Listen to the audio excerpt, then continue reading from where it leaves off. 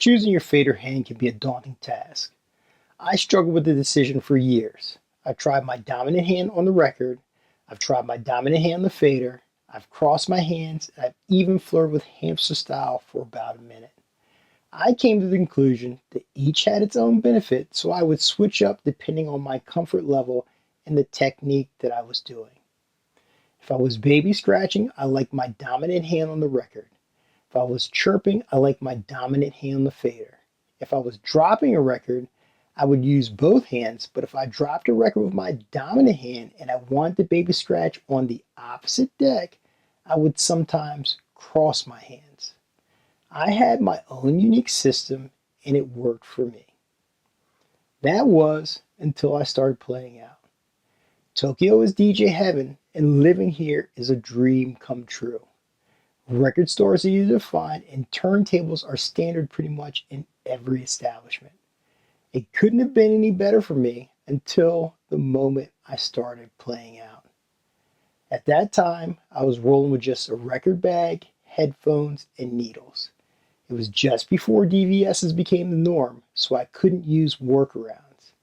Playing out was a nightmare, or better yet, I'll call it a love-hate relationship. I dreamed of playing out, but the system I developed was fine to use at the crib, but it was a burden in public. Every place I played had a different setup.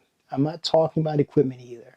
I'm talking about small things like the height of the DJ booth or the amount of space that I had to move around.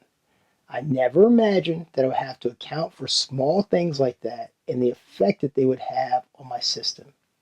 The stakes are high when playing in public, so I was always super stressed out and super focused. It was stressful to say the least.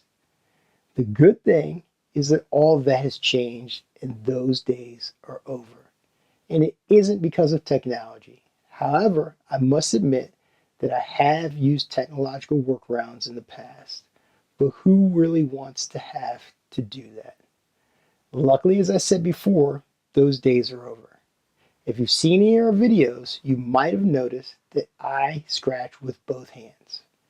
I'm all good with my right hand and my left hand. Now that is. Since you've made this far in the video, you know that I wasn't born this way. At this point, you might be wondering, what changed? I'll tell you what changed. I was introduced to music theory and I was given a proper learning method and it changed everything and altered the course of my life. It's a long story, but I'll keep it short. My brother Jason is a musician and I taught to him about my scratching woes. He introduced me to music theory and he created a teaching method for scratching using standard music notation, and I was the guinea pig. He designed a step-by-step learning progression based off of music theory that stressed the importance of developing timing, dexterity, coordination, strength, and rhythmic phrasing. The lessons he created gave me the structure that I needed, and I always knew what to practice. Here's the thing. Jason told me one of the most important things that I had to do was to practice all the lessons with both hands. I did as he suggested, and it worked out.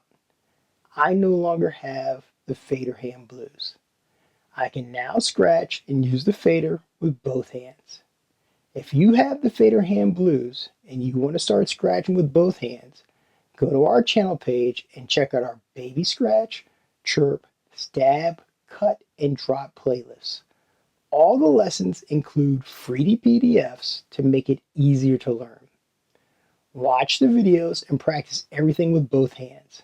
As long as you work on it, you'll be fine. I did it, which means you can too. But you gotta do me a favor. If you're new to music theory, don't just skip to the example rhythms. The explanations are full of tips that will help you out.